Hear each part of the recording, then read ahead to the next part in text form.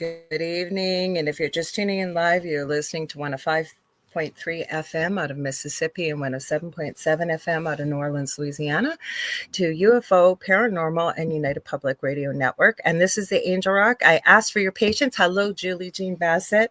Hang on, guys. As you guys know, TikTok does not like to play nice unless I go and set it up after we go live. So give me 1 sec. You're going to hear some dings. There's no other way to do this. This is the best hack I found to do it, but I got to add everything. Yes, I know we're live. Thank you.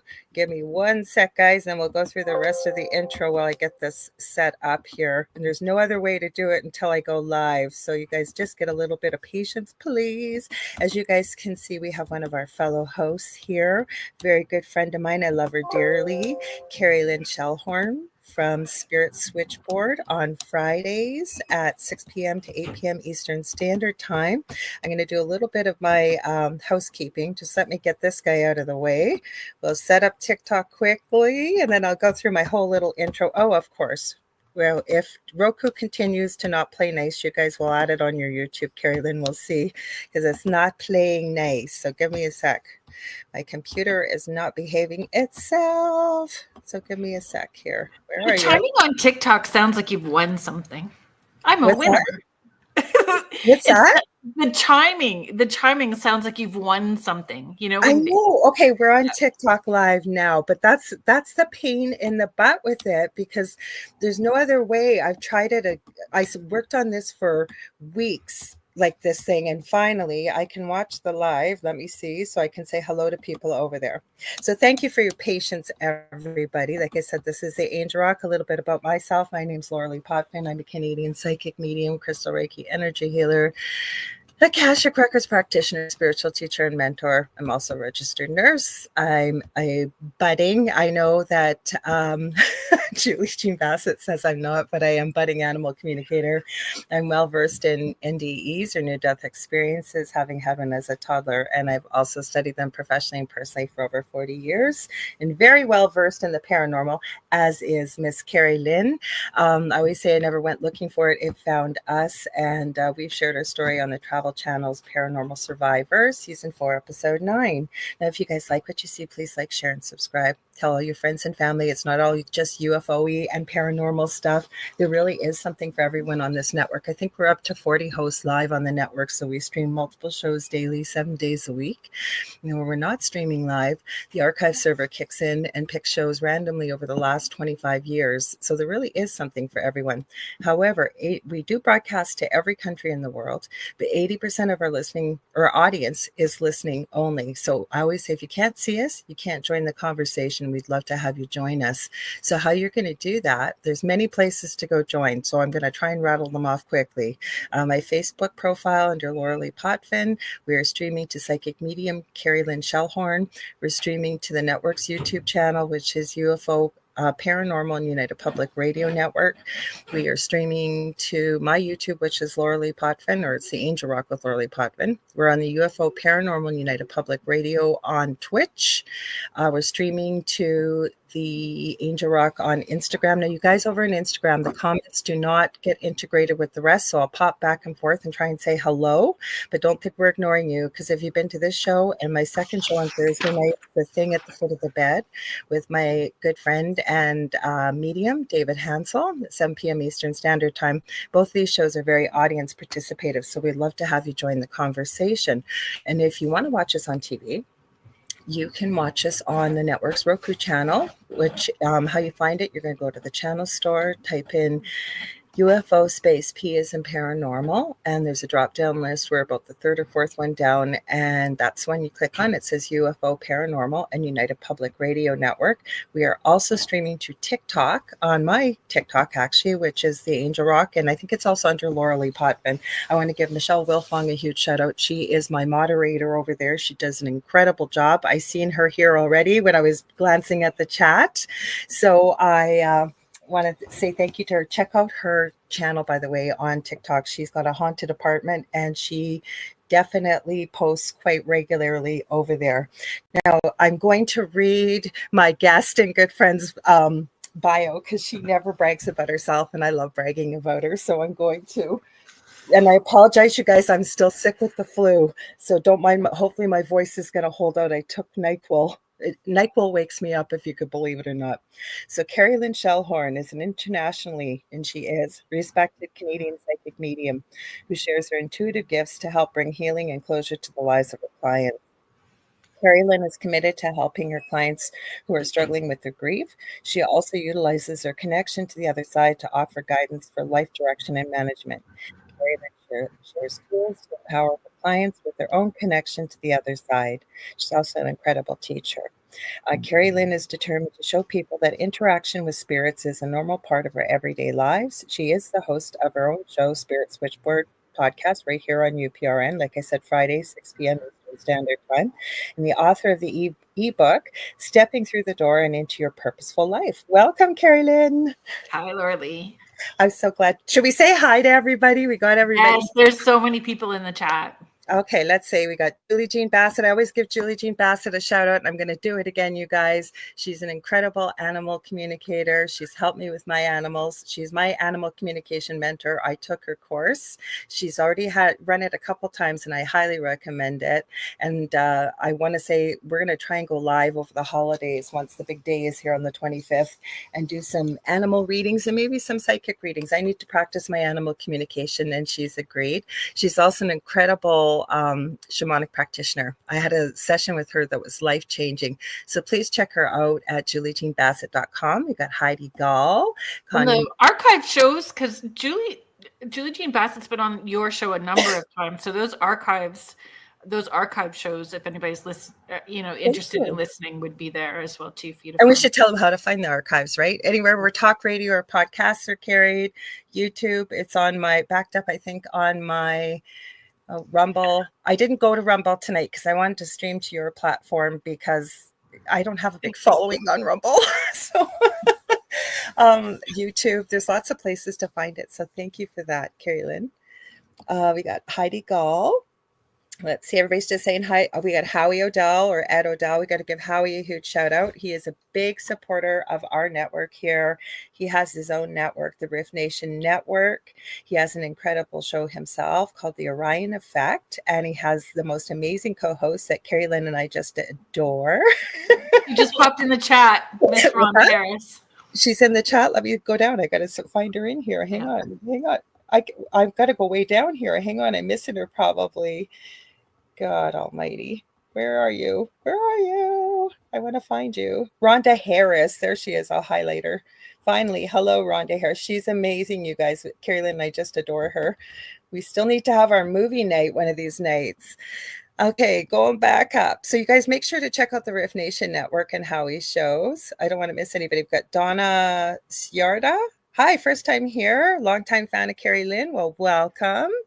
Kathy Hanley Little saying hi to everybody. Let's see, we got Z-Sun Dragon or Kevin, his muggle name we usually call him by. Let's see. I said hi to Michelle Wilfong. She's in here. Let's see. I don't want to miss anybody. Julie Lorraine Elder Ross. Who? Lorraine Elder Ross. Did I miss somebody higher up?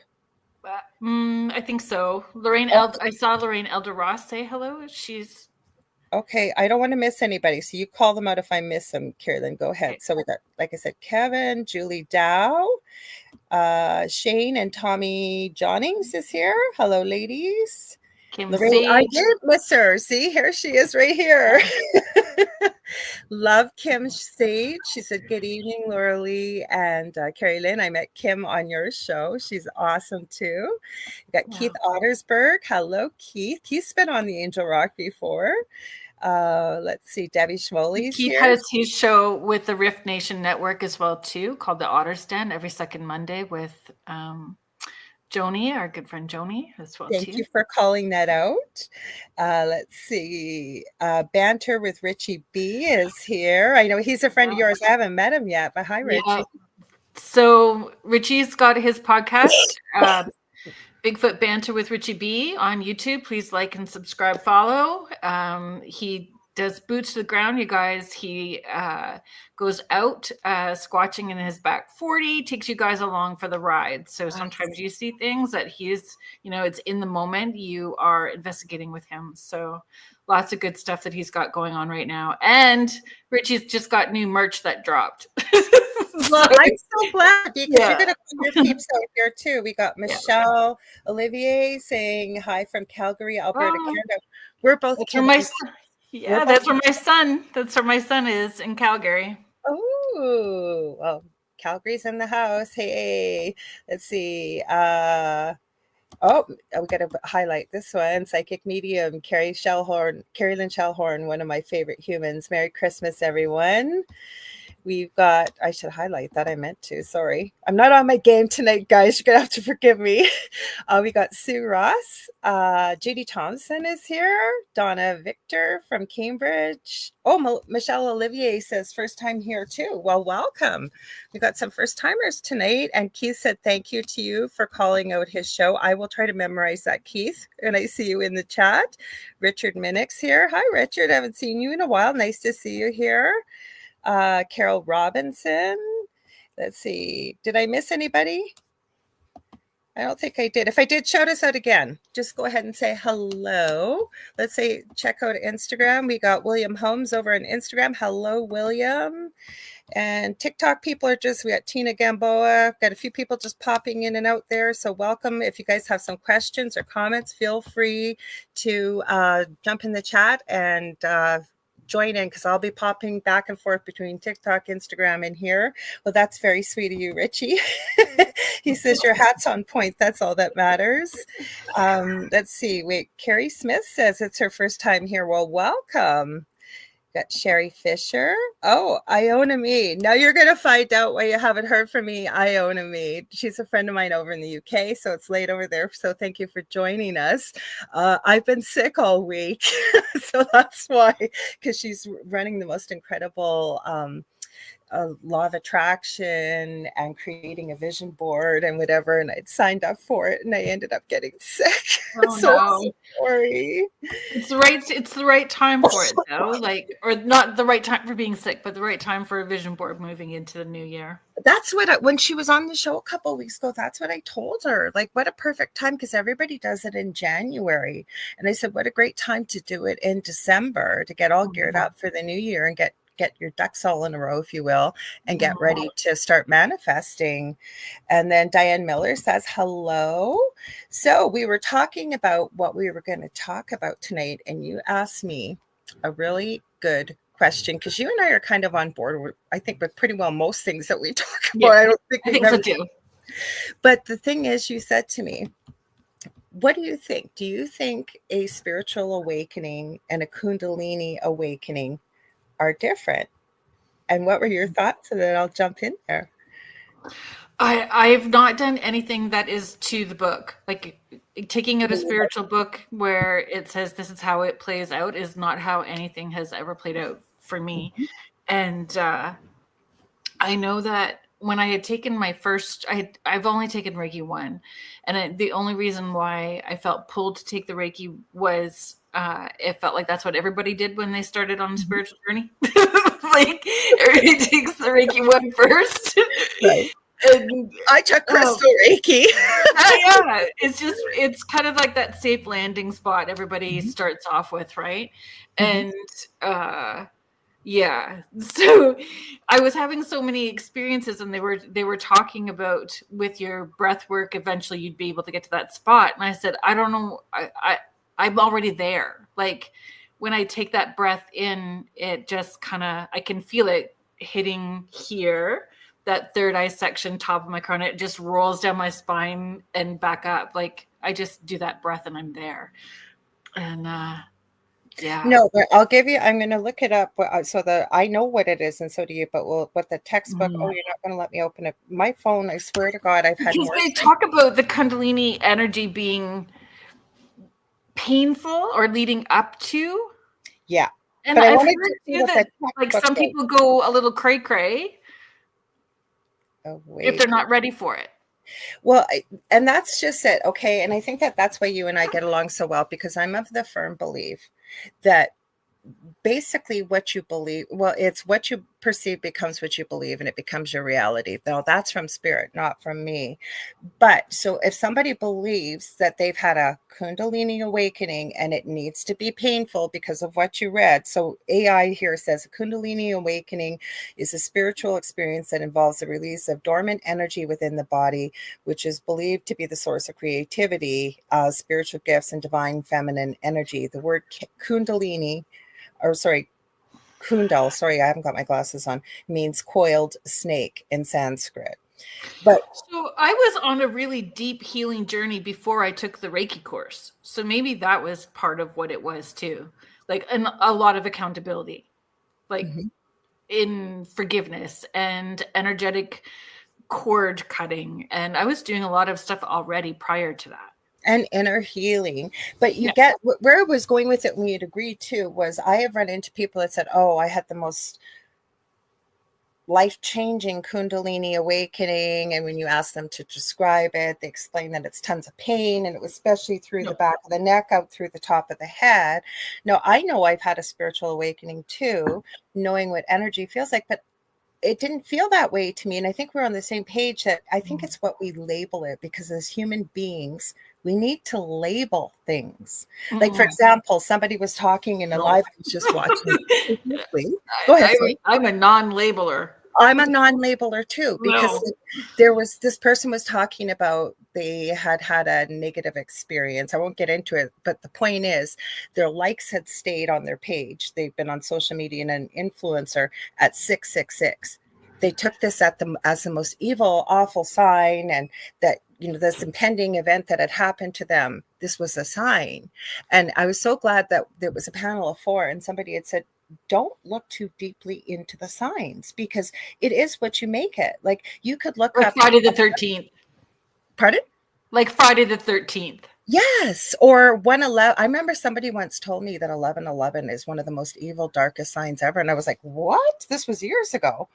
And I looked it up, and it can be. It's all about perspective, I think, and what we attach a meaning to it. So, because human beings love to label things as who we are, right? Yeah, I don't play nice in that sandbox. But like, everything needs to have a label, including spirit guides. Like, they don't care what I call them. So. Didn't you say that when you've taught it, and people ask what the name of their spirit guide is? It is always Bob. It's Bob. Always Bob. Because Bob don't care. No, they don't. And they know that we need to. It's frequency, right? We're tapping into frequencies. So we're always tapping into the vibration of everything around us, vibration of the trees, vibration of the people that are crossed over, vibration. So when you understand what the vibration is, you don't need the label. Absolutely. And I love what people are saying here. Richard says there's positive in everything. It's how you look at it. See negative, only get negative out of it. Exactly. And it goes back to, like I said, what Spirit gave me years ago. What you perceive becomes what you believe, and it becomes your reality. It's the same thing as, you know, the practice of mindfulness. Again, we always got to have a title for stuff, but really just being mindful of what you were thinking when you were working. How many times we're our worst enemies, the way we talk to ourselves in our heads. And we have to be mindful of what the energy is for the intention that they're using those buzzwords. Is the buzzword just bringing in income? Go ahead and highlight. You can highlight. I did that. As a Friday the 13th baby, I refuse to believe it's bad. Good. But that's just it, right? So whether you want to, and then I've had people say, well, you haven't had a Kundalini awakening because you haven't experienced this, you haven't experienced that. We are all different too. And I think it's what we attached to the label. Exactly what you said. Be mindful of what's attached to these labels. And to me, like, and again, I'm going to go back to this live I was just watching. They were trying to talk about what this was, and some people wouldn't believe it and whatever. And I actually wrote in the comments, you have nobody to convince. You know it was real. You know you experienced it. And that's all that matters. And the people that believe you will believe you. The people that don't. And that's what it is. It's your experience, right? Mm-hmm. Mm-hmm. And it's even if you are having experiences from the time that you're a little kid, so like me having experiences tapping into the other side as a little kid, a teenager, young mom, like in my early 20s, there was still an awakening moment. There was still powerful healing and evolvement, like raising that vibration up. That still happened. And two particular moments I can think of that were quite powerful for me. And I've never thought to say that it's a Kundalini awakening at all. Me neither. And the beauty in it is, as I look back, because I started following this path years ago, but through a paranormal experience, but I've been using it my whole life. But I look back to when I was a little girl, I was having experiences with, I remember at night talking to my guides at the end of my bed and the whole bit.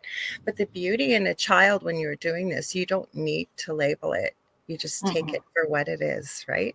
It can be scary, but you know what I'm saying? You don't have to label it. No, because then the label starts making it all complicated and divisive, and then we hang on to it longer. We put different energy into it when we've got a label attached to it. No, I feel it, be aware of it, moving on to the next moment. Moving on. But even the fact that, and I'm not bashing anybody, if you feel you need this and it works for you, great. But it's another reason why I resonate with you. And it was, I think you shared this in one of your classes. It was a mentor had said, if you need to eat a cheeseburger and have a beer, you have a cheeseburger and a beer. So if you feel you need to follow a special diet and you need to do whatever you need to do to receive, then you do that. But to me, she's so funny. If you need a handful of chips, a beer, and a belch, then that was it. I didn't do it as beautifully as she said it. Yeah, that's exactly it.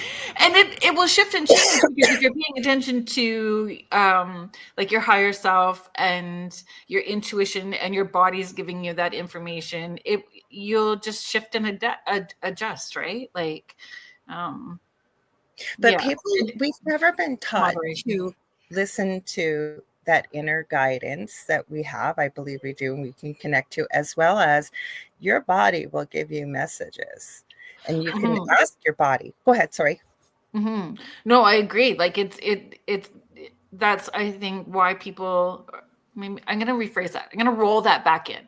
I feel that is why so many people are disconnected from what their intuitive voice sounds like, or they don't have confidence with their intuitive voice because they're disconnected from, like, they're all of those, the mental body, etheric body, emotional body, and their physical body. They're all disconnected in these little compartments and not all blended together. No, I agree 100%. And I love Kathy's comment here. She says, I don't believe in bad luck. There is always positive in a given situation. But it's about perspective again, I think, Kathy, because I agree with you 100%. That go ahead. Jump in. Yeah, and how you're raised, like your environment. If you grew up with people who are not able to see the positive in things, who, like there's unlearning that you need to do to get to that point. Well, plus there's the other thing too, because hello, Shannon Casey. I'm going to say hi to a few people. We got Elizabeth Fisher Waterlove. We got, there was somebody else, Donna. No, I said hi to Donna. Michelle Plummer. Hi, Michelle Plummer. I always give her a huge shout out because I got to meet her and I just love her when she came up. You told me I was going to love her, and I do. She's amazing. Got Heather Stratford, I see too. We haven't shouted you out. Just say hi. We got Sue Ross, who's your Bob. That's right. I love it. I love it. But you know what else you had said too? Before we started, because we were saying, what are we going to talk about? Kerrilyn and I are never at a shortage of things to talk about, but how people don't realize how thin, if you want to call the proverbial veil, is, how much more easier it is. Do you want to talk a bit about that to connect to this? A lot of people have experiences this time of year. And from my perspective, Halloween sort of is gearing up and opens the door, and then closer to Christmas, as we get closer to Christmas, there's just even more where there is no veil, where that, our loved ones are right up with us all the time. I don't find, more and more people have those experiences because that door is open even more. What are your thoughts on why you think the door is more open? I think I know what you're going to say, but just in case, I'm going to ask you, what are your thoughts? But why I think the door is open more this time of year? Well, I think the door starts getting open at Halloween, and then people are gathered more and thinking more and ruminating more and pulling out old photos and all of those things, right? Like Christmas is a hard time of year, but those thoughts are there. So I think that the people on the other side come in even closer to let everybody know that they're not alone. I also think that collectively it can be a very difficult time for many people at this time of year, but collectively as well. Most people that I think celebrate this time of year, and whether it's Christmas or it's Hanukkah, or I could go on and on, there's many different practices, but people, like you say, are more closer together. I think people are more mindful of their actions and their thoughts, that more people tend to be a little bit more giving and a little bit more kinder. Not everybody, but for the most part, the compassion level is higher. We're playing like Christmas music from the start of November to like after, and Christmas music is a little more high vibing stuff too. It's I agreed they've been more active for whatever reason, right? If it is Christmas, full moon, planets moving around, there's definitely a lot that's been going on with spirit showing up, and dream time too, like showing up during dreams. Yes, like I don't remember. I don't normally, and it's been steady all week, and I have rules. Do not bug me. I don't want to be woke up. Start my coffee. Like, you know what I'm getting? I am getting. It is so weird. I've mentioned many times there's two people, the other one's in Australia, so we don't get to see her as much, but we get together and we connect to the other side and whatever energy work or whatever, right?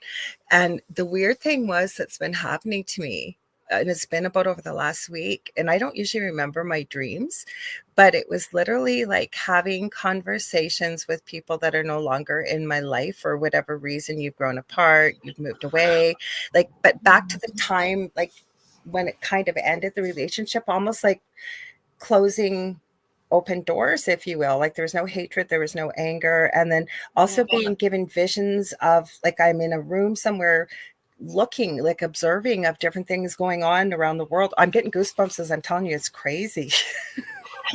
So a number of people have been commenting on like the porch group that I have on Facebook as well too, talking about dreams and that same sort of thing. People showing up where there's healing or closure needing.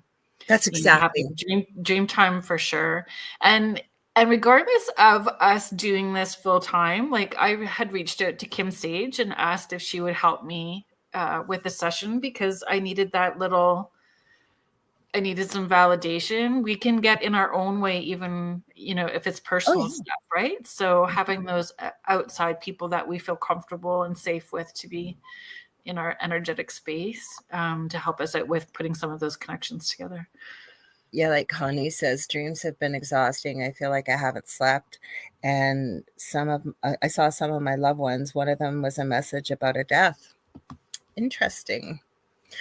Got to remember, sometimes I'm not always saying, I know you're very intuitive too, Connie, but sometimes death isn't always meaning a physical death. Like sometimes it can be the ending of something. It just depends. But I always tell people too, the best person to interpret your dreams are you yourself, because you're the one that had them. Mm-hmm. Yeah. So, when I had crazy dreams like 3 nights in a row, and then I was really clear, like whatever my spirit guides need to do to shut that shit off, please do, because like I wake up at 0 hour in the morning and I need to feel rested so I'm not miserable. Like there's just I just don't want it. And then if it's really important, give me those signs or pushes or urges, and I will, deal with it on the weekend. I've been sleeping nonstop, and I never sleep. Like I usually go in 3 or 4 hours sleep. And like you said, it's probably what my body needs right now. And I'm trying to be grateful about this, getting the flu now versus closer to Christmas. Yeah. Because if you're going to get it, right, you probably get out shopping around 1 million people. So I'm trying to be thankful of all of that. So Richard Minnick says, wish I had any dreams myself. I try to set the intention. Maybe I'm just busy doing things. Don't know. A lot of times, you know what, even though we think we don't have dreams, we do.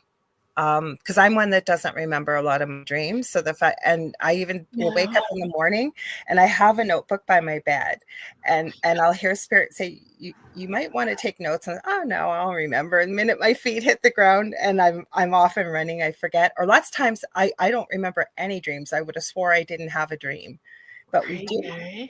So Richard, my thoughts on that, because people ask a lot about the dream connections. Set a date with them. So you can try setting a date. So all week long, Monday to Friday, hey, don't forget, you and me, we got a date, set a time, right? So, and when that day comes, then you are as relaxed as possible. You've gone for a walk outside, you've grounded, whatever you needed to do, short meditation. Make it as zen as possible that day. Have a glass of water by your bed, some rose quartz, amethyst, have something that can help kind of be in that spot. And then before you fall asleep, set that intention that you see, hear, feel, and remember in the morning. And thank you very much. And you may have to do that for a few weeks. But when you continue to try, that frustration creates the block. So that energy comes out where there's a frustration. So just letting it go and then coming back at it at another point in time. I agree. And that's the thing. So I was just saying hi on TikTok over there. That's the problem though, right? And it's the one thing with connecting to the other side that I found. William Holmes says, sorry, I didn't see the comment on Instagram. He said, love to you all. And then he says he loves all Bigfoot tales. Well, you never know where the conversation is going to go tonight. I think it's important to make these steps. With dreams, I agree 100%. With anything, really, spirit will hold classes with you if you really want to learn about something. I've done it myself. I got into meditation. You set the date, you show up, and you make it regular. Spirit will show up, definitely. Yeah. So, go ahead. Were you going to say something? Sorry. Nope. I was just going to take. Do you want to take? Sorry. Great idea. That one. Oh, no. I was just going to take that down. And I know, where was I going? Jen Krause or Krause Jen. I totally believe that the veil is thinner because of the Halloween spirit, and the idea of it extending because of the collective of people reflecting on family is so heartwarming. Agreed. That's how I think that's often. A lot of people like Shane and Tommy Johnnings are saying, oh my God, yes, dream time lately has given huge healing for me from past loved ones. That's beautiful to hear. Connie, it sounds like you had a prophetic dream. Those aren't nice dreams to have, but sometimes we do have them. And like you said, it did come true with the dream that you had, and I'm sorry for your loss. I really am. But, I had a lady on. She had a really unusual name. I forget what her name is now. It'll come to me probably after the show. And she was from the UK, and she's written many books about dreams and stuff. She was the one that sort of said, the best person to tell what your dreams are about are you. And I agree with that. But then she talked about the different types of dreams, right? Because there are different types of dreams we have. Some my paranormal experience, that dream happened years ago, and it's like it happened 10 minutes ago. Like I was physically there. Like it was like if I had reached out to touch what was sitting in my tree, I could probably tell you what the fabric felt like. Like there's different types of dreams. What was that? Oh, I just said, wow. Well, yeah, like I could describe what he looks like, what he was wearing, like the whole thing. It was so clear. If there's a message for us, they're just going to keep hammering it at us until we eventually get it one way or another. Absolutely. Kevin says, if there's a message, you will have the dream again until you get it. Yes. Sometimes 100 times recurring. I think that is why we have recurring dreams. If we did not get the message the first time. Interesting. Because I had a nightmare. I haven't had it, knock on wood, in years, but as a little girl, and it was the creepiest, scariest, terrifying dream. I don't know what message was in it, but I had a lot of scary, creepy, terrifying things as a little kid, as I'm sure you did too, Kerrilyn, right? Nightmare stuff? Not even just nightmares, but scary stuff that happens around that other people aren't experiencing, or feel. Yes, and to be, I don't know, like, was your house our house was pretty chaotic, so there was a lot of like checking out at the same time too.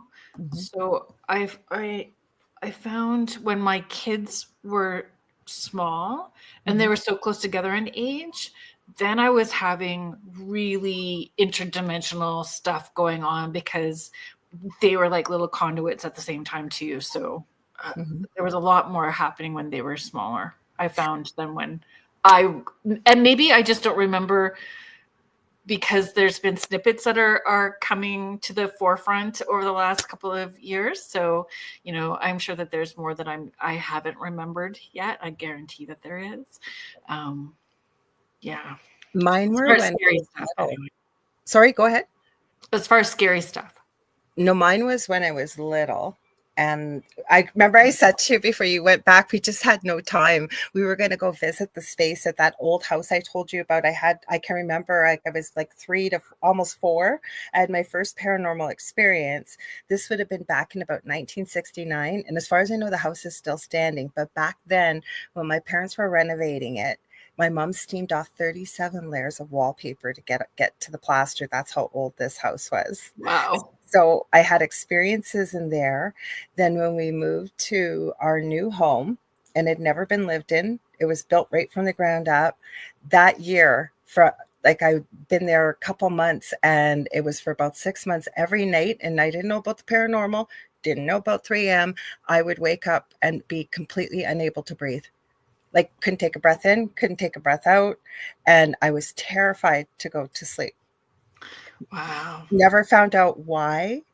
And I've had strange, weird experiences, even as a nurse. Like when I say I've used my gifts, like I can remember on this one floor, I used to work a lot of nights. We'd had report, and then we go and do our rounds. There's just 2 nurses, and each of us had about 50, 60 patients. And I usually started on one side of the hall and then went all the way around. I immediately walked in the last room I would have came right from report, walked in, and this poor gentleman just had a cardiac arrest right in front of me. Like, I had so many experiences like this. It was mind-blowing. Like, it was crazy. So that's why I think I've been using these gifts my whole life. And like you say, with you having your children at such a close age, your kids are pretty tuned in too, though. Like, you work beautifully with children, with some of the things you've shared with me that you've done with kids with your teaching and stuff. So I could see why things were crazy when they were little. Definitely. Yeah, we had a lot. Yeah, I was going to say, Kim was just highlighted it. Go ahead, read it. Go ahead. Oh, Kim Sage is just saying, what is up with a very lucid dreaming sleep? I wake up wondering if I've even slept. Yeah, it's a lot, but I don't know if that's just because we had the full moon right now as well too, if the full moon just amped it up, but that's where I'm dumping it. I'm dumping it with the full moon energy as well too. And I know that there was stuff that I was really wanting to let go of before, like with this full moon, that I was ready to release. So, and it's such a good time, right? Same as cleansing your crystals, and and then the new moon, what you want to manifest. But I have to agree with you, Kim, with lucid dreaming, because it feels so physical, like you really are there. Your body hasn't left. I think that's why you wake up feeling like you haven't slept. I don't know. What do you think? Where it feels like you haven't slept? Yeah. Like, I honestly, I could probably count on one hand how many times I've had those kind of experiences, because I check out Like, I just go to sleep. And I say it all the time that I want to go to sleep and be able to snore loud enough to wake the neighbors up. Oh, Like, really? yes, I just do so much work that if it's stuff that I'm needing to do on a personal level, then I want to do it when it's my time off, not when I'm having to be ready for clients all day the next day. See, I don't sleep a lot. So I sleep when I can, and it's just how I've always been. And I'm a night owl too. So I can go on 3 hours sleep. Then I wonder why I get sick. But, Right.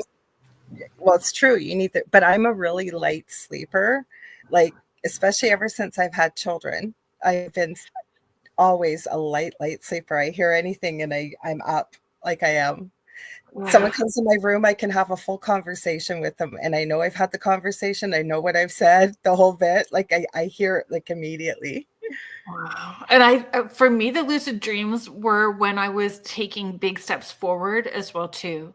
Like when there was big things. Not that I don't have big things happening right now, but leaps. But that's part of this journey though, too. Like we sort of touched on it earlier when we were talking about a spiritual awakening, because there's so many things, like you said, the cord cutting and, meditation, and there's many things, but also I believe all of us have healing work to do, like on ourselves. That also helps. Like it's almost like we're lugging it behind us in a big bag, right? We don't even realize we are. That feels really good to let go with whatever. And that's why I always encourage people, like, even though I do energy healing, I know your work is very healing and the work that you do too. But I prefer to go to someone that's completely objective, because I always say it takes a lot of courage to face yourself in the mirror and be honest about what the issues are. And sometimes we can't even see them, right?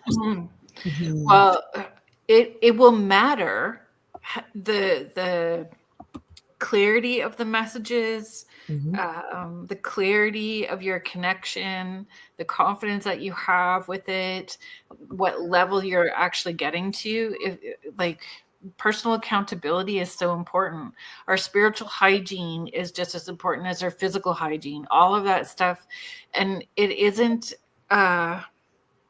in this moment, I'm going to do this. Like, I've signed up for like a yoga class, right? Like it's a 24/7 flow with our spirituality and tapping in, and every moment, everything we do is part of our practice. Everything has an intention. Everything, we're putting our energy into it. It's not just the separate, cleaning is part of your spiritual practice. Cooking is part of your spiritual practice. Driving is part of your spiritual practice. It's all of it. It's just not separate. So, and trying to find the joy in it too, because sometimes things don't feel that joyful. But like I've done some delving into. I used to be a clean freak. I've let some of it go with my back injury, but things pile up. And I'm starting to realize now that there's something within my own interpersonal life that probably needs some healing, with the fact I know what it is. I've been able to pin it down, and it's time to start working on it. And I've been planning on it very soon, because it can be a trauma response. And I'm not trauma dumping. I'm not playing a victim mode. I'm recognizing that it's an issue for me. And one thing that drives me crazy, for example, is if I can't find something and I gotta look for it, I know it's time to clean and I got too much crap. So Donna says, learning lucid dreaming helped me through a nasty recurring nightmare, like what Lorilei described. In childhood helped, because lucid dreaming helps you realize that you are in fact dreaming, and you have control over it when you can lucid dream. I had a friend on here, Lana Sackwild, and she's got an incredible story. She's actually, I've been wondering, any day now she may have already had her first child. But this girl came from England. You'd never know hearing her accent. Had some substance abuse issues at a really difficult level, kicked it. Had always wanted to moved to Japan, and met the love of her life and got married. But she's also always been able to lucid dream purposefully And that's what her whole business is. She taught herself Japanese while she slept and Wow. used the dreaming space and she teaches people how to do it. So I thought that was pretty cool, I'll tell you. So that's what I've taught. Like, that's how I taught my kids. Like, and even for myself, like if I'm needing to work on plumbing, that, you know, my guys that have the plumbing information pop in and give me that aha moment, or, you know, when they were taking courses, that their exams, you know, that their guides that could help them through those things would pop in and help. So I don't know. That's not lucid dreaming. But in a way it is. You're not controlling it, but you're setting the intention before you go to sleep, knowing within that you have the ability to receive while you're sleeping. I think you've set the intention. So you're not purposely controlling the dream, but I think you're being open to what you've set. Does that make sense? Setting the intention? Yeah, I totally believe that. Oh, Kraus Jen said, you've been working hard. And Connie says, after all these years of so many dreams, I am only now starting to understand some of the messages because of the repetitive signs over the years. Cool. Michelle has a funny comment. Okay, hang on. I'm getting there. Oh, you did. Okay. Go ahead, read it. Go ahead if you highlight it. Michelle Plummer's just adding in, I'm getting frequent flyer miles now. I get these dreams so often. Hey, well, like you said, Spirit's going to keep giving you the message until it finally gets through, right? So I don't know why this came up. Maybe it's because of Z Sun Dragon's name, but it just popped into my head. What's your thoughts on dragons? I don't think we've ever talked much about this off air or on air. What's your thoughts on them? Oh, well, I have a dragon. I hit you right. So do I. I also have tattoos of them all over me. Yeah, I don't have tattoos of them, but I definitely have a dragon guide that presented, I don't know, 13 years ago. Yeah. Are you comfortable sharing what his purpose is or how he works with you? Oh, it was feeling protected. That's pretty simple. Protected. Yeah, that was it. When I need strength or courage, I can feel my dragon guide coming in. We all have dragon guides, and dragons were real, real, dimensional, real. They're real. Because I've seen some videos that have shown up before Photoshop was a big thing, or AI, and they looked like dragons. Because more and more people are tapping into them right now. So you think they're bringing them sort of more to this 3D existence because more people are energetically connected? Yeah, I do believe that. Yeah, because I have 4. And I asked for them to sit 2 in the front, 2 in the back, and protect the property.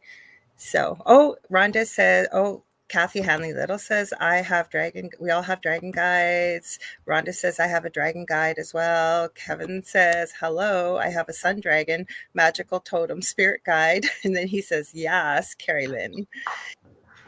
Julie Jean Bassett says, we have at least one dragon guide. And I agree. Now, this comment looked interesting.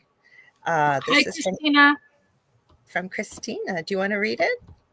Christina Watts is asking, do you think that messages from the divine goddess universal energy can come through in dreams as well as messages from our team in spirit? I've been working with goddess energy for much longer than I've been open to working with my team in spirit, but lately dreams seem more connected to family connections and my healing to be done there rather than feeling like a divine connection. So, do you want me to go first or you want to go first?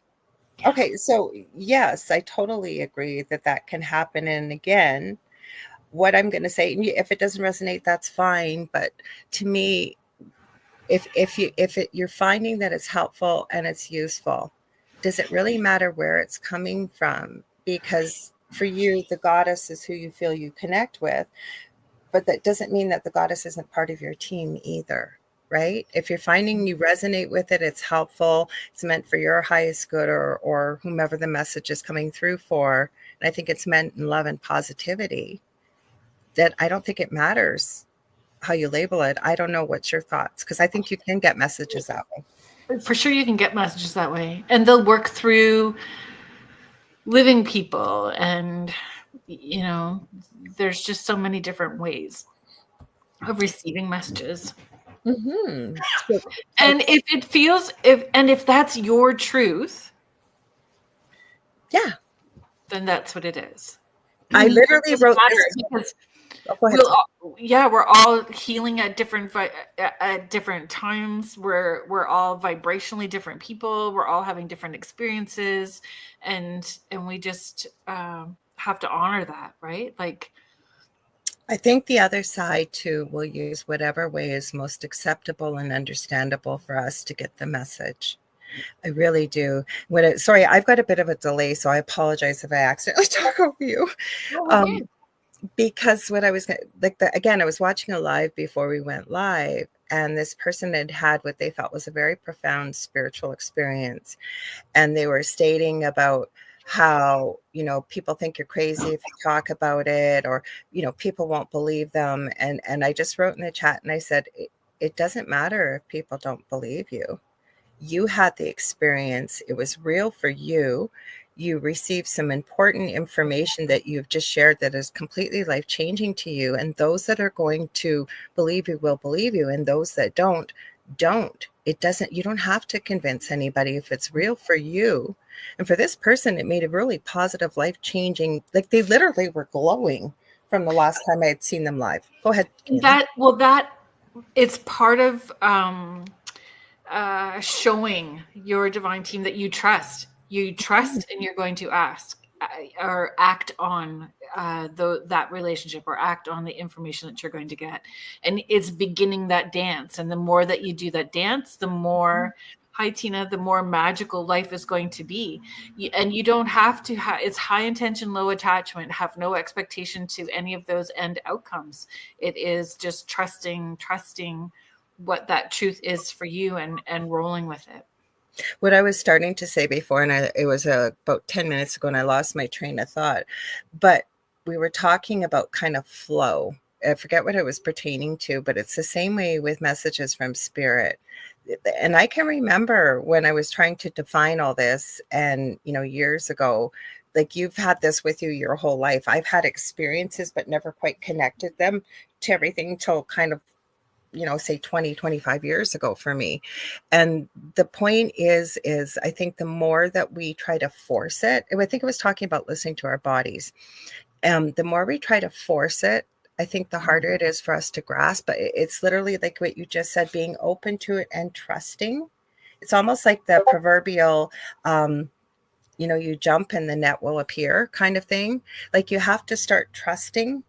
And just some of the things we've talked about, but I've met people and my heart aches for them sometimes, in the fact, with no judgment, they want this so badly, but they've almost talked themselves into it, that it's not going to happen. And they keep trying harder and harder and harder and harder to connect. And they've almost closed the doorway, if you will, because it's more about the way they want it to occur for them, or the way they want it to happen for them, rather than just being open to it and flowing. Does that make sense? 100%. 100%. And I appreciate, like, people are sharing at least one or four totem animals, and they've got their own. Is to not hang tight to the number of, I have this many, or I have this going on, because that's what you're needing in this moment. But hanging on tightly to that is going to limit your experience, because maybe you only need one that day, or you need 7 the next day. It's being open-minded that it's flow. Mm-hmm. Ebb and flow. You always have such a beautiful way of saying things. That's exactly what I was trying to say. I feel like I fumble. You didn't fumble. Well, Heather, and we really appreciate all what you're sharing here, everybody, because you know what? I always say, I had a guest on recently, and they were talking about, they had asked me if I had I gone to school to be a medium. And I talked about the fact that, yes, I had to work with a mentor, but I'm honest about this. I learn more from people who do this work, yourself, other people in the chat that do this work. I learn more from others. But I have to tell you, even being a nurse, going to university for 4 years, I can tell you that some of the stuff I learned about the human body, how it works, yes, but everything else I learned on the job through experience. And and if your mentor is not having personal accountability and continually working on their healing and growth in all ways, it is okay for you to outgrow them. It is okay for you to no longer resonate, because their soul contract could be that they are working at this level to help bring those people in who are just starting their awakening, to help them move forward. That could be what their soul contract is. So your soul contract could be, I'm going to rise up above them so that I can help mentor the next level as these people come out. Like we need to remember that. It was a great conversation, because this person had worked with some I didn't know the names, but apparently were very well known overseas. And she was having experiences that she was seeing spirit, and we're told that no, it couldn't possibly happen because they don't allow spirit. I had that happen too. And you shut down. Yeah, she did. She shut down, and she kept saying, well, how do I know when I call myself a medium? And I've given this advice before. It's not from me. I believe it's from spirit. And I said, no, you can't. Everybody just can't run around saying I'm this or I'm that. But if you were doing the work and you were putting in the work and you were having the experiences, and I think part of being a medium is helping people with healing, delivering these messages or some type of resolution, whatever. It's healing work, I think, and comes from a place of love. And this person was having these experiences. So I said, I think you need to take ownership of it and say, yes, I'm a medium. Like I said, for example, I say I'm a budding animal communicator. Can I communicate with animals? Yes. Can I do it on the level that Julie Jean Bassett does? No, but I'm not meant to be Julie Jean Bassett. I know I need to still put some more work in, and I'm open to it, and I'm honest with it, but I'm open to having the experience. So I claim it. Yeah. And not all of us are meant to hang a shingle on our door. That's right. We're just not all meant to have a shingle on our door. So we can be a medium. Doesn't mean that you need to be doing this full time and as a profession. And I feel very blessed that it's a passion, purpose, and profession are all the same. And that doesn't happen very often to too many people, but it doesn't. It helps you have a magical life, because your purpose is to share the gift of who you are unconditionally from your heart space with the people around you. I felt bad though, because she had been shut down. Like you said, she had been shut down. That's a horrible thing. So, claiming who you are and being of light and whatever. And, that is coming back to the label thing again, right? Like what label resonates and what doesn't, and what label do people feel drawn to or understand the most? Maybe, I don't know. No, but it was an intro. I've had this conversation quite a few times with people. Maybe I meant to have this conversation with people. I don't know, but it didn't come from me. The message I did, like when I said that, when you're doing the work, when you're coming from that space. Totally. Right? She's totally a medium. It just, So Rhonda Harris is sharing, yes, thanks for saying that. Sometimes I struggle with the fact that I can't do this full time. And maybe there will be a point in time. So that's where you let go of the struggle and you trust that it is exactly what it's needing to be in this moment, and the right people who are coming to you are finding you. And for me, I was getting bombarded. It was coming at me, and I stomped my foot down, and I was like, all right, y'all up there, if this is what you're wanting me to do, then I need to be able to meet my bills and take care of my kids. And I need to be able to do this. And if I'm seeing this, I will step in and do it full time, but show me this is what you're wanting me to do. And then it all played out. And it's scary because everybody else will project their fear onto you. So letting go of outdated belief systems of what working hard in order to receive, like there's lots of accountability on so many different levels when you're stepping into doing this. I agree. I just want to say hi on Instagram. We got Freckled Fox 10. That's Jacqueline, my cousin. So hello, Jacqueline. Oh God, that's a great handle. Freckle Fox 10. Oh, she has the most beautiful, she's so gorgeous. She's been gorgeous since the day she's born. She's got beautiful red hair. She looks almost like Ariel from The Little Mermaid. Like literally like that. I'm not like the first Little Mermaid. She's absolutely gorgeous. Donna says, I don't need to be the medium. I get the word out for people to trust mediums. And maybe that's part of your path here, right?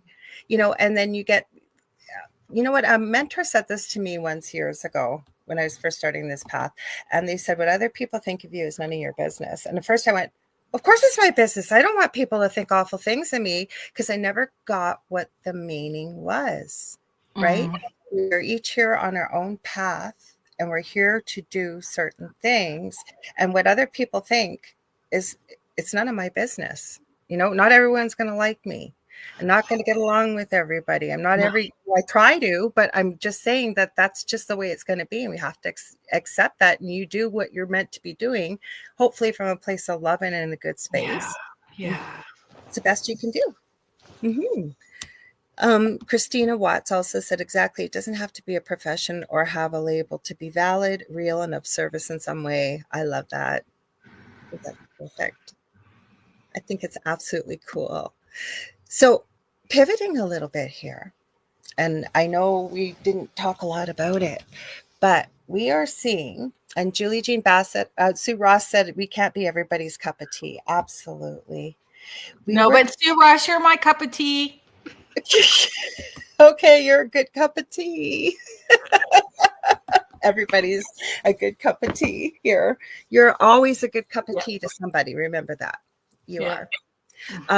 About these UFOs and these drones and stuff that we're seeing, because Julie Jean Bassett sent me a video. I was just going to tell you quickly over on the other side. What do you think? Or what were you going to say? I was going to say, you're going to have to educate me a little bit more, because I've had my head buried in the sand about it till you talked about it with me last week. And everybody's talking about the drones. I don't even. I don't know. What got me, Julie sent me a video of this guy was shooting at these drones. I'd already seen it before. How does that feel clever? How does that feel? I don't know. I was blown away. You don't even know what powers them. And if you're shooting at it and you actually then I saw a video before we went live of, it looked like one of them had crashed. I don't know if it had crashed or not, but you know what? Joe Montaldo, who owns our network here, he had a conversation with me years ago when the Angel Rock used to be late. It used to be 11 p.m. to 1 a.m. And he used to produce us. And we had time in between my show and the next show. So I always used to get into these conversations with him. And he was the one that really got me thinking about, because I was, we've sort of had drilled into our head that like Mars Attacks, that movie kind of thing, oh my God, they're going to come, they're going to attack. He said, Laura, how long do you think, if you believe in this, they've been around? I said, since forever. He goes, yeah. Now, do you believe maybe they have technology a little bit more advanced than, say, what we know? And I said, yeah. And he said, so with those two things being said, if they had wanted to attack anything, couldn't they have done it any time before? And I said, yeah. He said, my point in case. And he's right. Right? So I have friends that have been chatting about it, and they feel it's the government that's currently in place.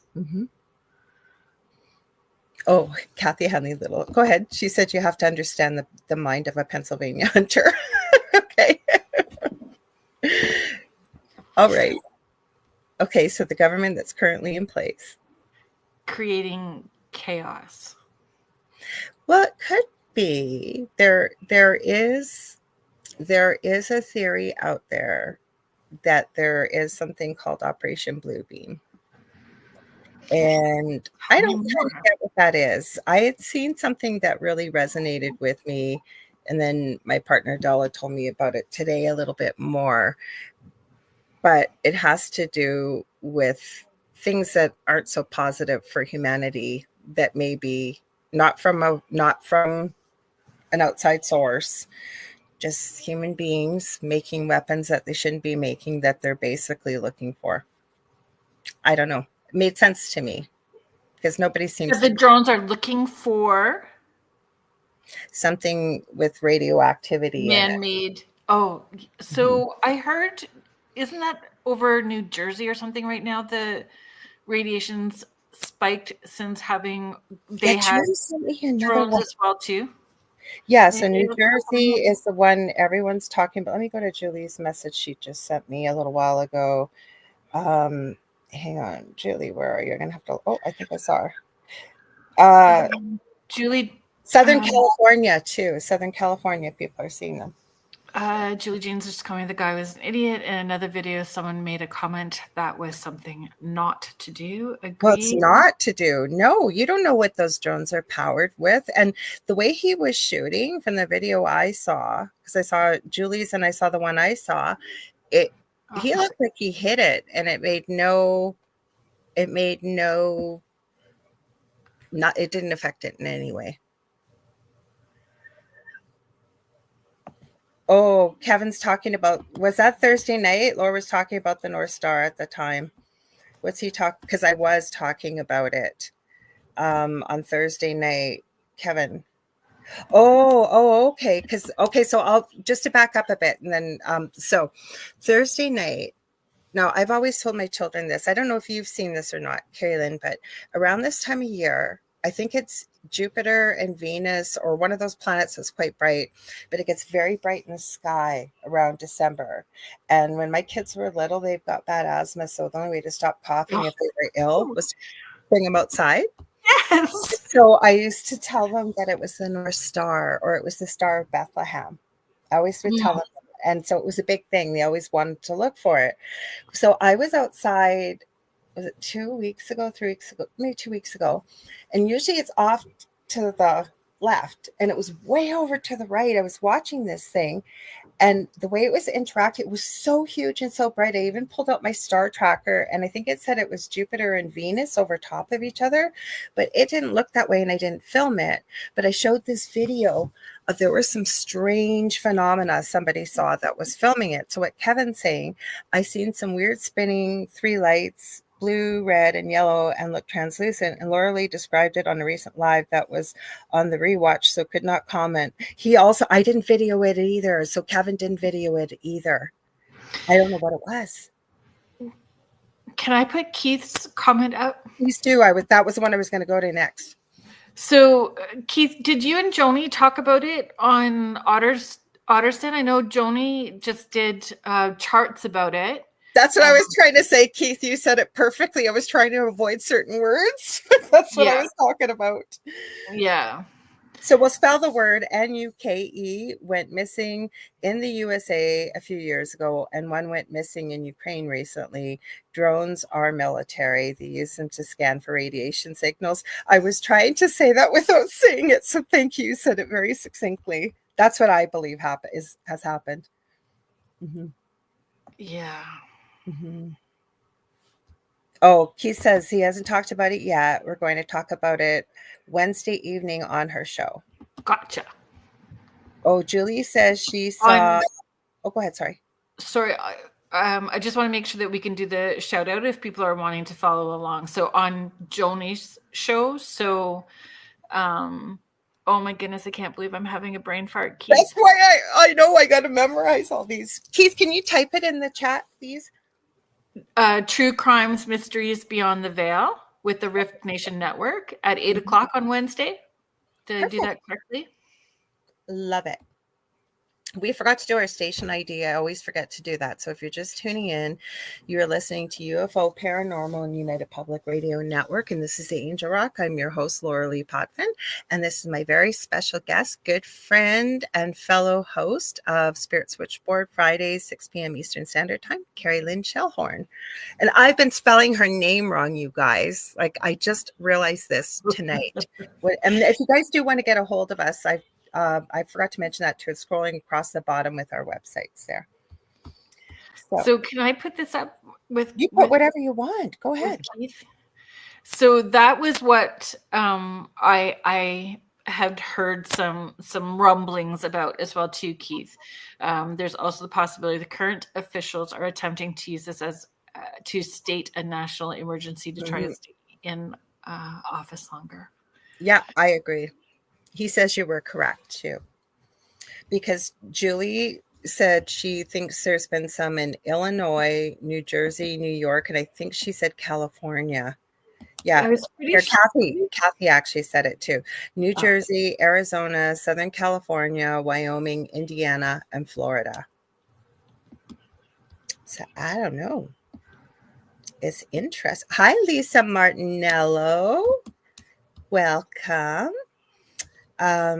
So I don't know, but haven't you noticed this, or is it maybe what we always, I know I always say this, where attention goes, energy flows, but I've been noticing there's been a lot more video of people seeing things in the sky. Mm-hmm. He says they're around the ports. Hello, Julia Evans. Julia Evans is, sorry. I went to get rid of it. I'll take my hand. Okay, because we're helping each other. Little micromanaging control freak. I will stop. No, it's so hard when I'm on your show too, because I'm about to click to help out. Say hi to Julie Evans. She's over in the UK, so it's gotta be. Holy cow! It's late over there, Julia. You're 5 hours ahead over in the UK. She says good evening, so welcome. And then it doesn't help that Roku keeps flashing at us. I know. It was doing that on Friday too. And yes, you were right, Keith. It's supposed to be a project, isn't Bluebeam a fake alien invasion using holograms? You're not familiar with that? Yes, it is. And so I have a friend, Dan Willis. He was on the Angel Rock quite a bit before. And he they thought disclosure was going to happen. I believe it was May the 6th, 2002. High up military admirals, colonels, and he was part of the military, the Navy. He wasn't high up, but everybody came with what the kids call nowadays their receipts. They were all sworn in and they all testified. There was all major news networks there to the existence. They believe it was 57 different types of extraterrestrials, or I kind of like the word off-worlders better, but they all wanted to bring this to Congress.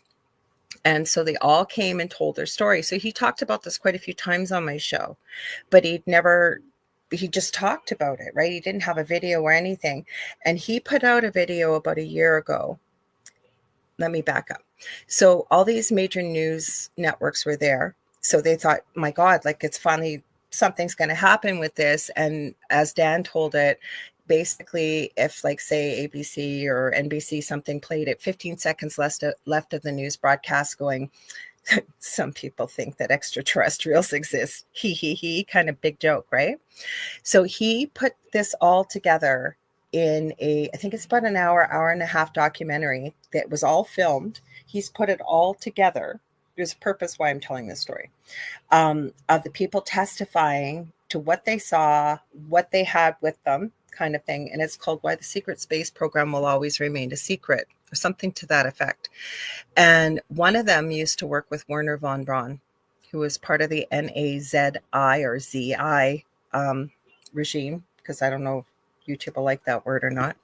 Oh. And she worked with Werner von Braun, who on his deathbed talked about many of these things that we have experienced over the years, big things, global things. And the last one he said that he was aware of that was supposed to happen was Project Bluebeam.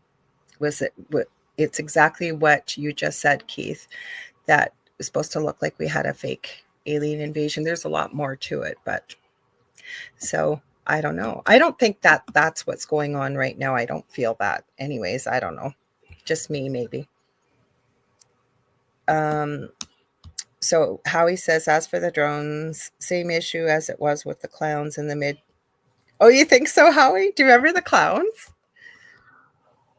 The scary clowns that were randomly all over the place, showing up all over the place. Yeah, don't you remember that? Oh my God, it was But I don't remember what it was about. I just remember them showing up. I think it was around the time the remake of It came out. Yeah. Yeah, and Is so it just a distraction? Yeah. Oh, this is hi, Mark Foster. And then Michael Roth says, will Daleks invade before Christmas, as I don't want to order any if they are. You have to be a Doctor Who fan to understand that one. I made a Doctor Who reference on my show on Friday, and there was not very many people who understood what I was talking about. Oh, really? Yes. Oh, my goodness. Yeah, Howie's going, yes, Daleks. It's okay about the caps. We understand. And then Donna says she remembers the clown sightings. I don't know.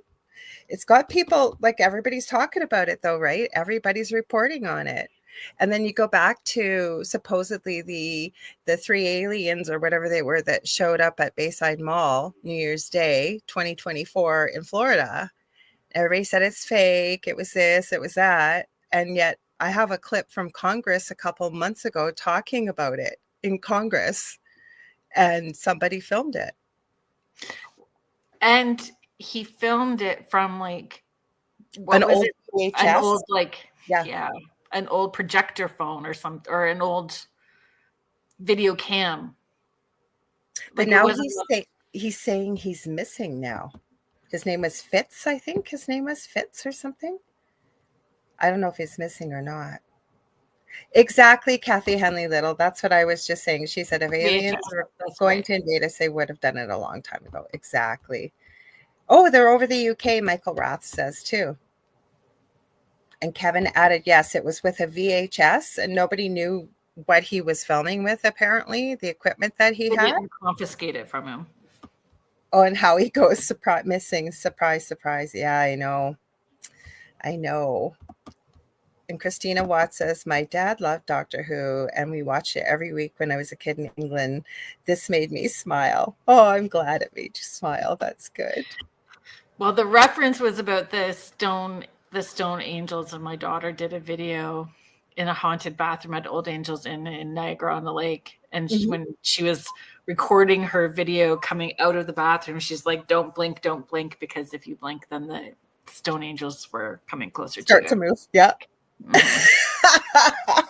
So she was in the haunted bathroom with this statue that apparently is hooked up into the bar with a leaf over its private parts. So if you lift it up, the light goes on, so they know that you're looking at the bits and bobs. The Weeping Angels. That's right, Keith. The Weeping Angels. There you go. See, I didn't watch every episode, but I'm familiar with most terminology from Doctor Who. I mean, how could you not be? Yeah. I guess some people aren't, though, right? No. Yes, Keith, you're absolutely right. Congress just recently had another hearing on alien information a few weeks ago. You can pull it up and watch it. I have watched some of it, but and then you see, say on TikTok or on Reels, people are going, yeah, Congress just admitted to the existence of extraterrestrials, and everybody's just going on with their life like nothing's happening. So to me, I guess we're ready for disclosure, right? Well, it's been happening for such a long time, I think, in so many different ways to kind of get us prepared for it. The Stone Angels. That's right. I'll go back to. That's right. Sorry. It was a great episode. Yeah, don't blink. And Howie's saying, don't blink, Weeping Angels. Yes. So there you go. Just didn't have all your Doctor Who people there. They fell apart, but I had them as a string of Christmas lights, the Weeping Angels. We had them. Oh, really? Yeah.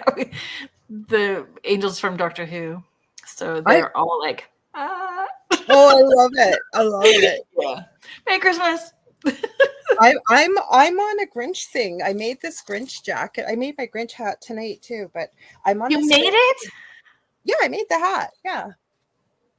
I didn't make the hat, but the little antlers and the Grinch on the front, same as the jacket. The back of it has Grinch on it, and then on the front it has WU. Wait, where is it? Oh, this side. It says Whoville Whoville University. Oh, I got to work backwards here. This way. Whoville University. Yeah.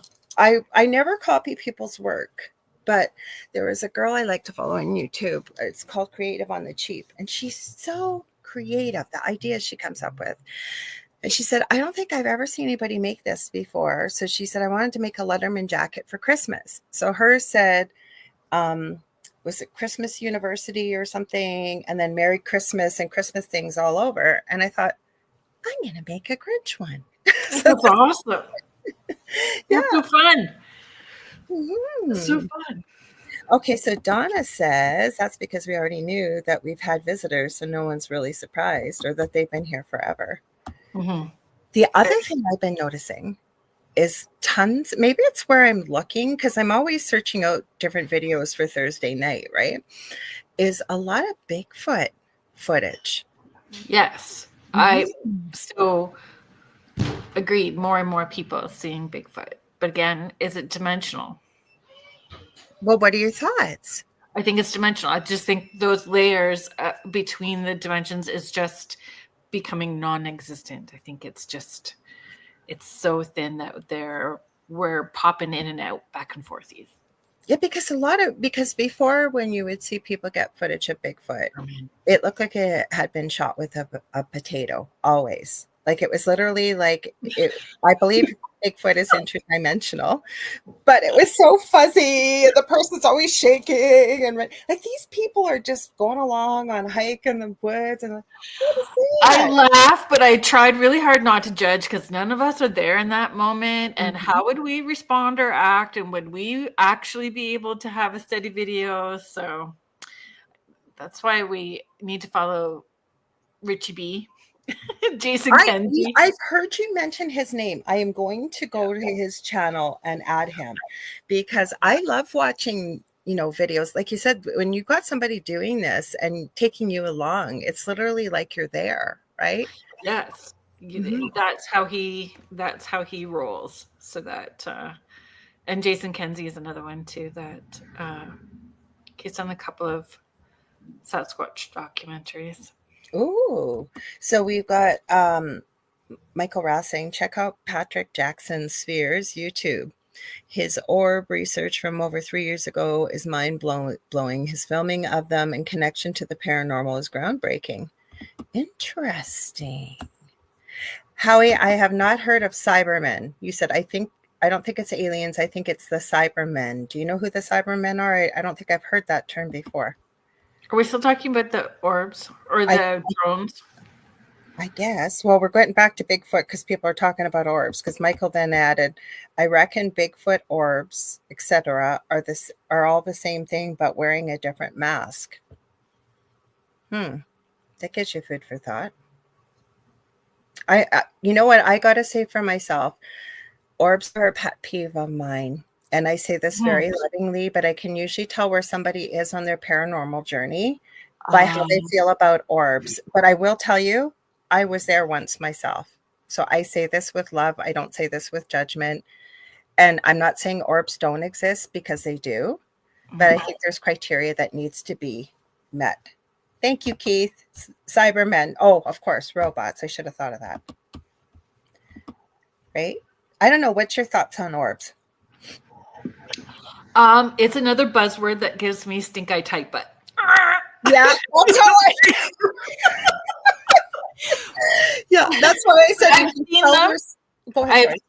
I have seen them in different colors. I think what irritates me about orbs, people not educating themselves enough to understand the debunking part to it. So people need to be educated, and the hanging on really tight to specifics about it. Like blue is only this and white is this. And again, it's all individual and what it may be and everything else. So maybe we need to check out the Patrick Jackson spheres and see where that person goes. And not that that's not great. At the same time as that person's personal experience could be totally different from what if I deep dived into orbs for 3 years I could show have different information. Oh yeah, I didn't mean any disrespect to the. Oh, you weren't being disrespectful. Good. No, but I agree with you 100%. That's why I said you can usually tell where someone is in their paranormal journey. And I was there once. Like, I'd heard the term, like, you got to remember, guys, when I went through my haunting in my house, I knew very little about the paranormal, if anything. I had no interest in it. So I became almost like a 20-hour a day job, like researching, looking, like, and anything I found, I dive into it and I dig into it and I start researching. So I was there once with orbs. And then as I started to learn very quickly, because this was a new word I hadn't heard years ago, and I dug into it very quickly, I realized there's a big distinction of what makes an orb and what doesn't. Again, I agree with you. We weren't there, but when somebody sends you a picture and the ceiling fan is going and they go, look at all the orbs in my room, and they're shaking down and dust and moisture, backsplash. Okay, can we put Keith's, because my paranormal team name is Cobra Paranormal Crazy Orb Busters right away. Oh my God, I love that, Keith. Oh my gosh. In every way, that is awesome. And Michael, you said, just so you know, because I want to watch his documentary, and I will, Michael, I promise. Patrick Jackson's Fears Exposed. It's very hard. It's very hard, though, to meet to not take away from someone's experience as well, too, right? Like to educate people to the best of our knowledge, right? And that's how I try to share from my experience and from what I know. This is what I can share with you about. And I've shared it on Thursdays many times, because I have often said I don't like to say that somebody's faking something or they're fake, because I was called that in the beginning when I had finally built this community that I felt like I could ask questions and that was supportive. And it was my own fault. I ended up calling somebody. I used to attend a friend's show every week, and somebody had been on there, and I used to call in because I would ask questions. In the beginning, I was like, what do you think? What's your thoughts? Like, why are we experiencing this? And they had said, yeah, feel free to give me a call off air and whatever. And before I called them, I listened the second time this happened, but the first time I didn't. I heard Spirit suggest that I may want to record this. And you know how sometimes we have these conversations with Spirit in our head, and we're arguing with them, and I'm arguing with Spirit. I'm not recording them. Like, what a wackadoo thing to do. I wish to God I had. And let's just say that, and you guys have heard the story in the audience if you've been on the show before, that he diagnosed me from suffering with intergalactic satellite goldfish. And I will make a t-shirt with that one day. Didn't see any pictures, didn't really hear any of our story. Say that again. He told me that he liked to tell people like myself that I was suffering from intergalactic satellite goldfish. I'm making the t-shirt. Can I get the Letterman jacket? And then, so he was so obnoxious to me, and afterwards I went, I will never ever disregard when I hear from Spirit that maybe I might want to record it. I've only heard it twice. Second time served me well. First time I wish I had. I did not hang up on him, but he was being so insulting to me. He didn't know anything about me, didn't know anything about my story, nothing. Called me a fake. And I said, you know what, thank you very much for your time, but I think I'm going to go now. And I hung up. You think I didn't want to reach out to everybody and tell him what a jackass he was, but I didn't. I realized it was my decision to make the phone call, and it was a personal conversation. But instead, he told everybody that was in my community I was a fake. I was an attention seeker. And then after, because our show went on TV on an episode, all of a sudden it's real. So this is why I am very careful. And I share this tale only to tell people, not for sympathy. Be very careful who you judge and what they're sharing with you, because you weren't there. You didn't experience it. And the truth, I think, always will prevail. And to my little soapbox with intergalactic satellite goldfish. That's a new term in the paranormal world, I'll tell you. I've never forgotten it. Oh, Julie says, I want one too. Kevin's saying it's hilarious. I just haven't decided what I'm going to make it look like it. I'm sure you've probably got some ideas go rolling around in your head. I know I do. It's so dismissive. It's so dismissive. And it's really a bitter pill when you see ego like that try to create that competition. And thank you, yeah. Well, it was plus, and again, I don't want this to sound arrogant, but you're trying to diagnose me, but you don't even know that I'm a nurse. There's no medical diagnosis with that term. That term does not exist anywhere. Yeah. So it was a good lesson. That's why I say I'm always hesitant to call somebody fake too.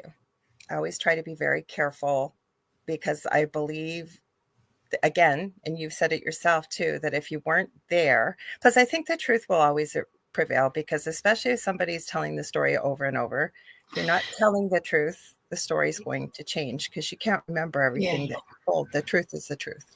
Right? And we cannot hang on to when we want the truth to come out. Like we cannot create our own block by hanging tight to like when we want, karma to come back around. And karma is a whole other thing that gets misinterpreted. But but it's the same thing. It's the same thing though with anything, right? Like when we want something to happen, we can't always see the bigger picture.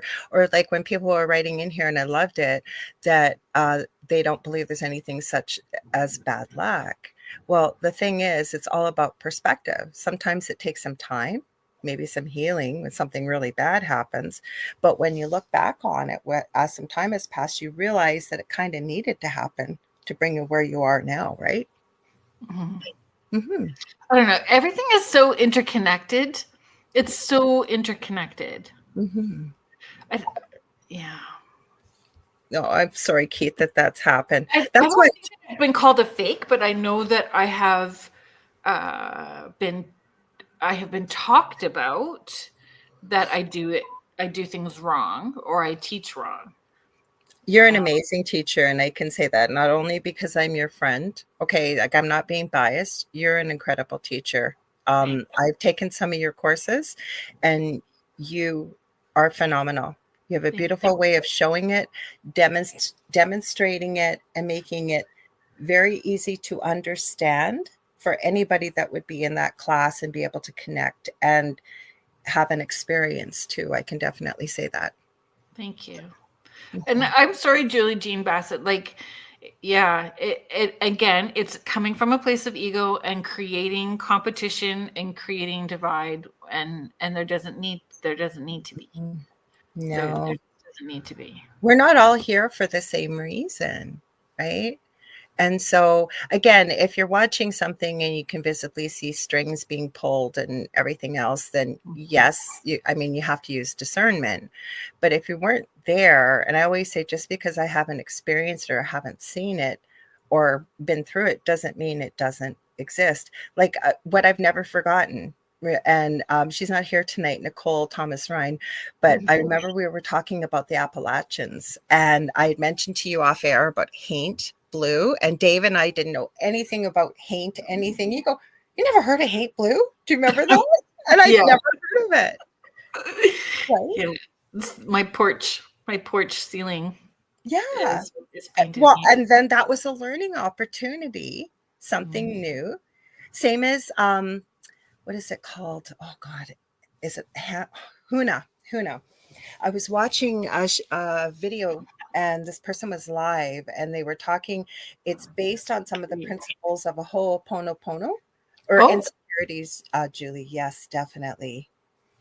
And this woman, her name's Marilyn Devonish. She's from the UK, and I thought, oh my God! In all the years I've been doing this, I've never heard of Huna, and I looked it up. I am like obsessed with it because it's incredible, and it's a healing technique, and it goes, your intention comes in with the breath, if I remember correctly, and what you want to send out comes out with the breath. And there's a bunch of hand movements. And anyways, this woman did this live.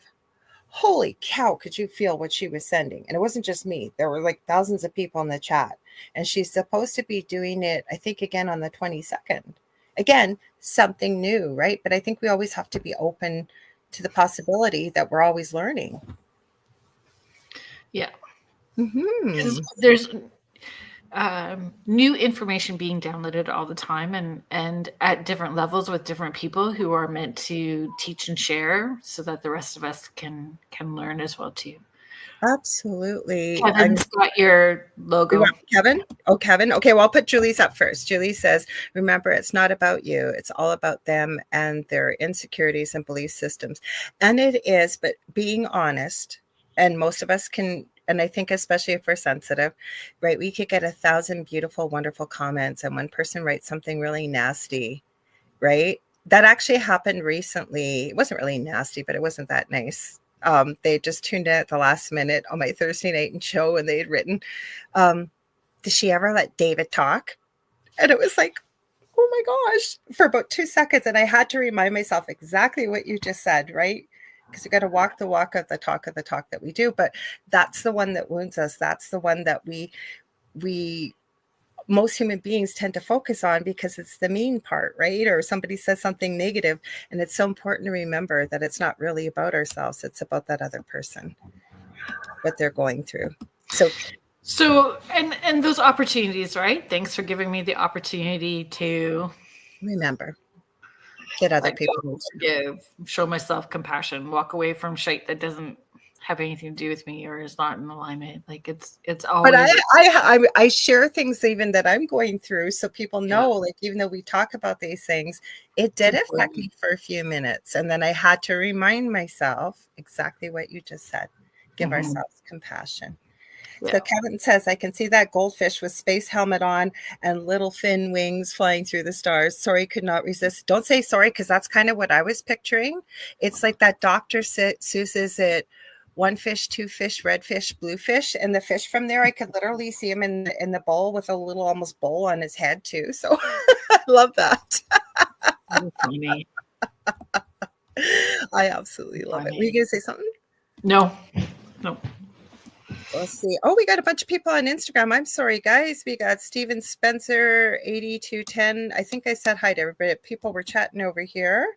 We got people hopping in over on TikTok. You guys feel free to leave some comments or questions, or you want to join the conversation. We'd love to have you join in. We only got a few more minutes. So the one thing, well, who you got coming up on Friday? Let's talk about that for a minute. Oh my gosh, guys. Rhonda Harris is coming. No, that's why I wanted to bring it up. I have it marked on my calendar and in my phone. Hey, Jen. Hi, Jen Schneider. So, hi, Patty. On Friday. So I do the 12 days of giving on social media every year. I think this is my 7th or 8th year doing it. So I give different things away or discounts first 12 days of December. One of the offerings that I did last year, which was super fun, and you co-hosted with David, I did a be my guest offer to come on Spirit Switchboard as my guest, and we would have these special co-hosts. So this year, the special co-hosts that I asked to come on are the Beyond the Haunting ladies. They're so lovely. Kerrilynn, Leanne, and Kelly are coming from Beyond the Haunting. Beyond the Haunting Investigations. We need to do it all the way beyond the haunting investigations. So Haunted Gold Rush, ladies are from BC. They were at the Paracon in Thunder Bay this year. So they are coming on. I'm super, super excited about that. And Rhonda from the Rift Nation Network, from the Orion Effect with Ed O'Dell, and the Freaking Awesome Paranormal show on Tuesdays with Ryan. I can't remember last name, so I'm really sorry. But so I want to give a huge shout out to Chip Reichenthal. Chip connected me years ago. Our previous network I knew Chip from had gone down. And he said to me, girl, it's time to get back on the air. and he connected me with Joe Montaldo. Little did I know I had Joe Montaldo already on my friends list, but Chip is the reason why. And he used to syndicate his show on this network. And he says, hey, finally get to see your show. Plus, I can tell you that Terry, that's his beautiful wife, says hi and sends her love. Oh, that's lovely. Chip is amazing. So I'm hoping he's going to be getting back on the air too. You guys will love him. He's amazing. And so Kevin says, oh, damn, we'll rewatch. I always do on Fridays as I work Fridays, so can never make the live LOL. So that's why I wanted you to talk about it, because I knew it was a big... So we're going to do, I have it all set up. We're going to do a paranormal trivia game. We're going to play a paranormal trivia game. So if you are joining in the chat, have a pen and paper close by. We're just going to have a fun, maybe a this and that, Christmas paranormal this and that game as well too, or questions. So it's just going to be fun. And Corinne, I see, is starting to put herself out there doing readings, I have seen. So it's not readings. We need to not get... Well, that's what it looked like to me. So please clarify. I know. We can get it all kind of hashed out on Friday. So I think that she's wanting to be a mentor for people. Oh, so even tapping into their intuitive abilities, tapping into the other side. So I feel like it's not necessarily readings, but I could be wrong on that. You would know. I was I texted her. I went, I'm so proud of you. I was too. That's why I gave her a shout out. Yeah, she's lovely. So was her sister Leanne. I didn't get to meet Kelly because Kelly didn't come up for the Paracon, right? Yeah. So, but Leanne and Corinne are beautiful. You guys are gonna love them on Kerrilyn's show. Yeah. And of course, Rhonda, what such beautiful energy. I know. It's just gonna be so fun. So Friday night at 6:10 Eastern time. So I haven't marked on my phone. I haven't marked on my calendar. I haven't marked everywhere. Yeah, it'll be a blast. And it's super fun because like Leanne reminds me so much of my sister Christy. And so now when she messages back and forth, she goes like AKA Christy. She calls herself Christy. Aww.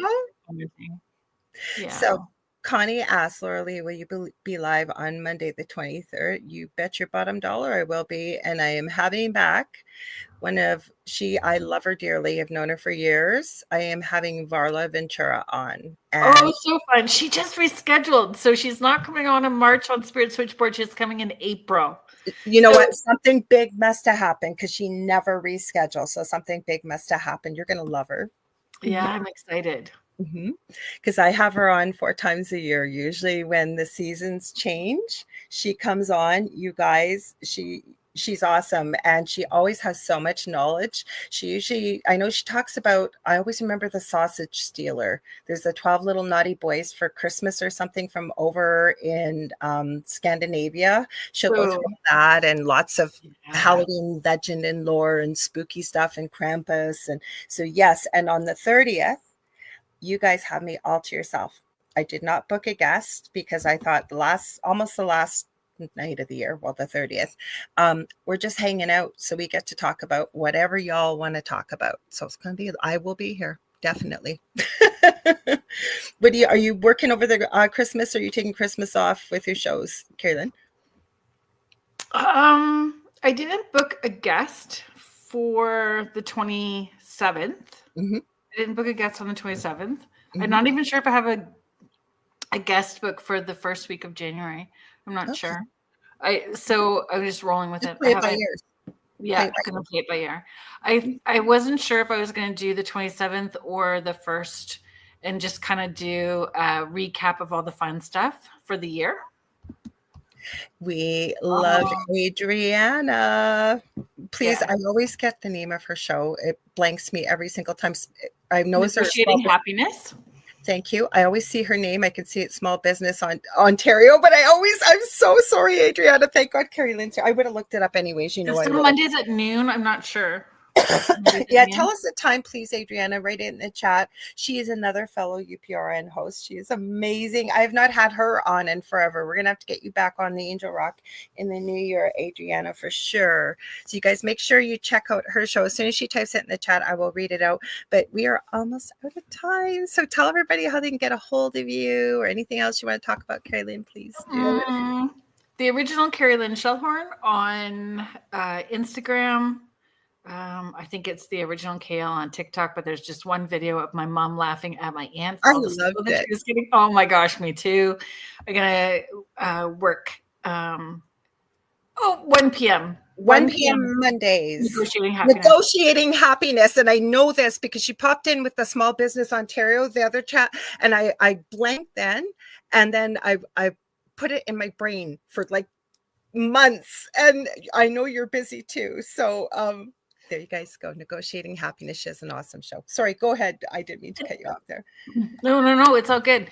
Facebook and the website, it's kerrilynshellhorn.com.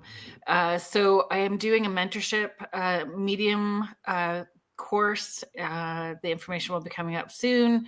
Information was in the last newsletter, and I'm doing an otherworldly Who's Your Bob course in February. So tapping into more of those interdimensional spirit guides that we have, fae, dragons, interdimensional light beings. So I'm going to do Who's Your Otherworldly Bob.